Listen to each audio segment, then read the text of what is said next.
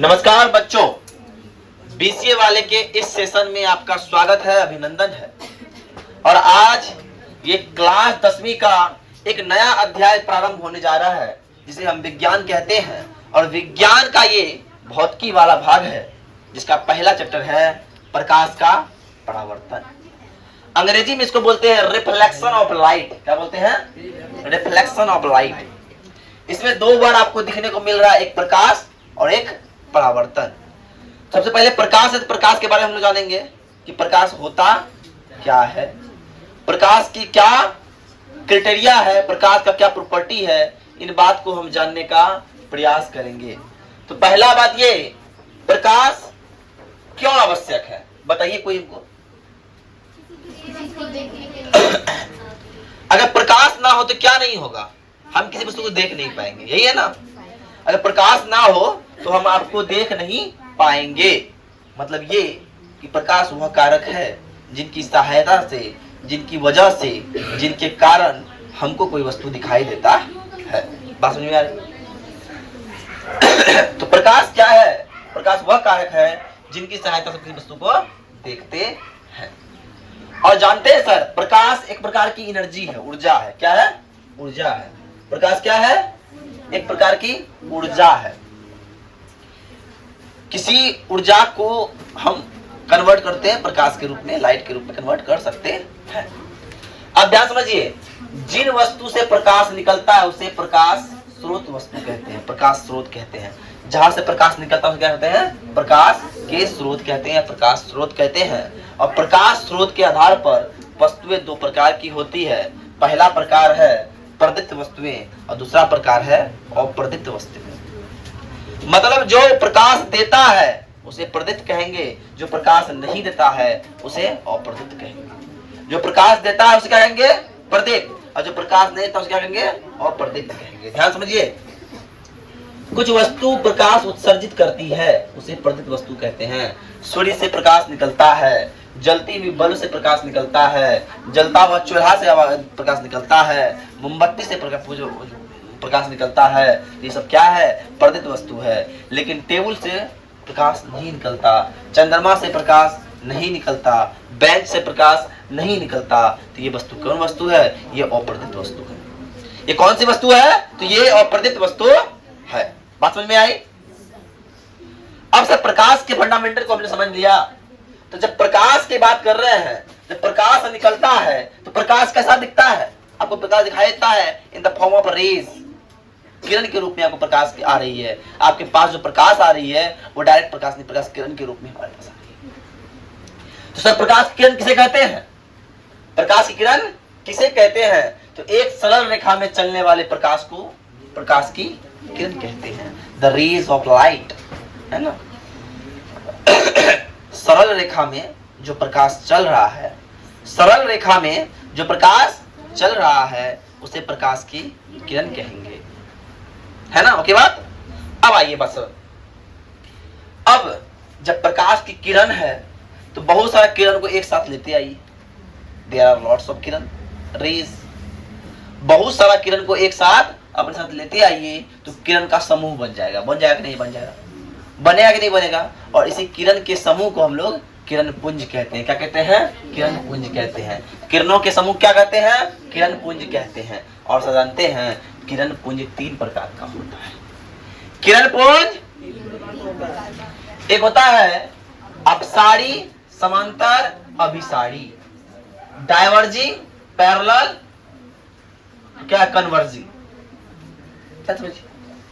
Diverging, देखिए अपसारी, कहीं से अपसारी हो गया, अपसारी एक बिंदु से निकला, निकलते निकल गया। मतलब टॉर्च जब लाइट बढ़ाएंगे, टॉर्च बटन टिपे, पूरा लाइट फैल गया। टॉर्च लाइट बटन टिपे, पूरा लाइट फैल गया। इस स्थिति को हम लोग बोलेंगे क्या? अपसारी किरण पुंज। अब निकाल रहे हैं, आप लेजर लाइट दीजिएगा, मारिएगा, इतना पतला रे है, इतने पतला रे घूमेगा, पता है कि नहीं? उस समय क्या होता है? पैरेलल किरण निकलता है। कैसे निकलता है?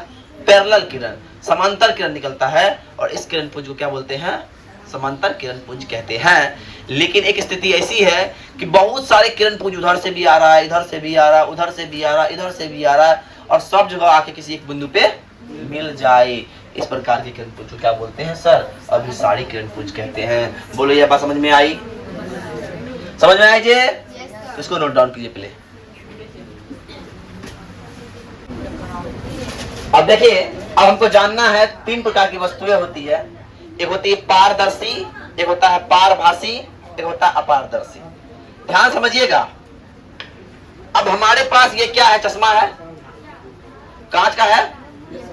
इनमें हम प्रकाश जब डालेंगे, तो प्रकाश की किरण आर पार करते हुए चली जाएगी, उधर जाएगी ना जाएगी? तो जिस पदार्थ से होते हुए प्रकाश की किरण आर पार हो जाए, ऐसे पदार्थ को हम लोग पारदर्शी पदार्थ कहते हैं। क्या कहते हैं? पारदर्शी पदार्थ। साफ पानी हो, कांच हो, उनमें प्रकाश किरण आर पार चली जाएगी। अब एक सिचुएशन और भी है। कोई प्रकाश की किरण लिए और किरण को किसी वस्तु से गुजारते हैं तो कुछ किरण जा पा रहा है। जैसे कांच को घस दीजिए, पूरा घिसा हुआ कांच से पूरा प्रकाश उस पर नहीं जा पाता है, कुछ ही प्रकाश जाता है। तेल लगा हुआ कागज से कुछ ही प्रकाश उस पार जा सकता है। तो इस प्रकार के पदार्थ को हम लोग क्या बोलते हैं? पारभासी। लेकिन एक पदार्थ ऐसा होता है जिससे कि होकर प्रकाश की किरण जैबे ना करे। लोहा का चदरा लगा दिए हैं आगे में और टॉर्च बार रहे हैं, क्या ऊपर लाइट जाएगा? कुजरा। लकड़ी का कोई दीवार बना दिए हैं, मार देंगे जाएगा। कंक्रीट का दीवार बना देंगे, देखिए लाइट जाएगा, उबार रहेगा। अगर ऐसा सिचुएशन होता है तो उस सिचुएशन में हम कहते हैं वो क्या है? तो अपारदर्शी पदार्थ है। क्या पर है? अपारदर्शी पदार्थ है। अब समझिए बात। तो सर बात समझ में आ गई, लमसम बात पूरा समझ में आ गया। अब मेन पार्ट आता है प्रकाश का परावर्तन।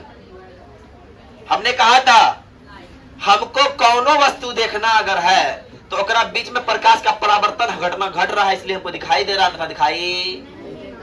अब हम यहाँ खड़े हैं, हम यहाँ रोशनी में खड़े हैं और कोई अंधेरे में वहां खड़ी है।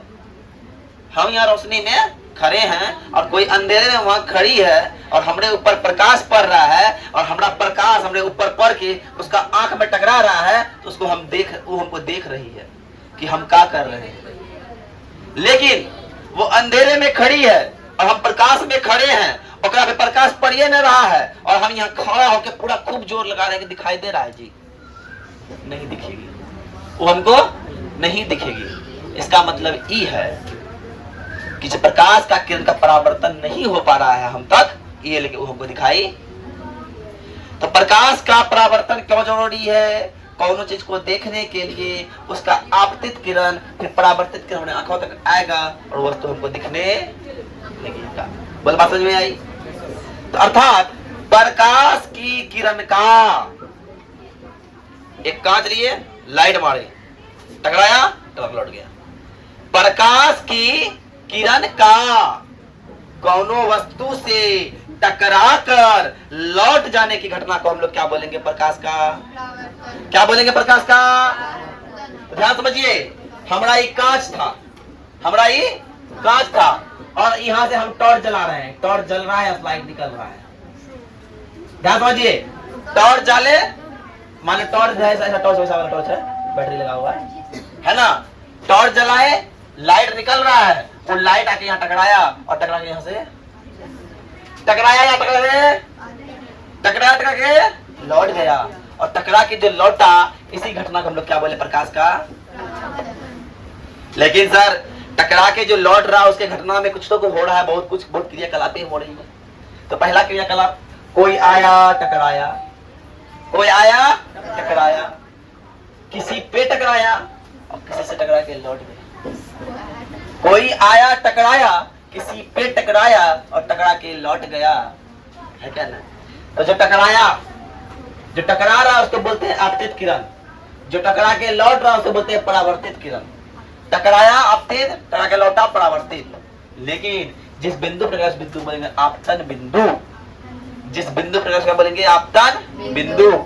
और जानते हैं सर, जिस सतह पे टकरा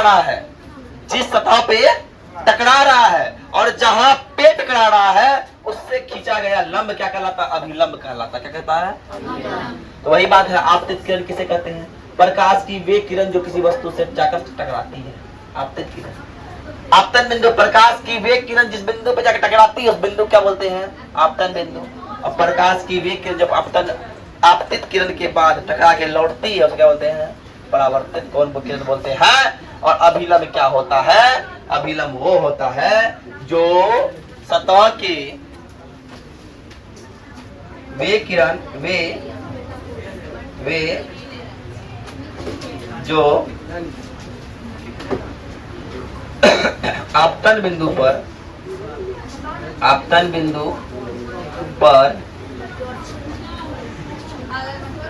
सतह के लंबवत हो उसे क्या कहेंगे? अभिलंब कहेंगे, कहते। ध्यान समझिए, इतना बात समझ में आया। अब एक प्रक्रिया और भी है तो सर यहाँ आपको दिखता होगा ये अभिलंब और आपतन के बीच कोण बन रहा है। तो इस कोण को बोलेंगे इंसिडेंट कोण या फिर बोलेंगे आपतन कोण। क्या बोलेंगे? और टकरा के लौट रहा है तो बोलेंगे परावर्तन कोण। क्या बोलेंगे सर? परावर्तन कोण। इतना बात आप लोग को समझ में आई तो आज के लिए इतना ही। जय हिंद, जय भारत, धन्यवाद। अब होमवर्क पे आइए।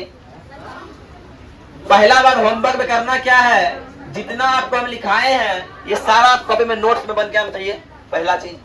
दूसरा चीज, जितना भी हम लिखाए हैं वो सारा चीज आपको याद होना चाहिए। तीसरा होमवर्क देखिए, होमवर्क ये है कि मैथमेटिक्स में जाना है और मैथमेटिक्स में हमको रिवाइज करके लाना है कौन? 3.2 को सिर्फ। बात समझ में आई? इतना सा होमवर्क रहा, आप लोग होमवर्क लिख लीजिए। तो आज के लिए इतना ही। जय हिंद, जय भारत, धन्यवाद।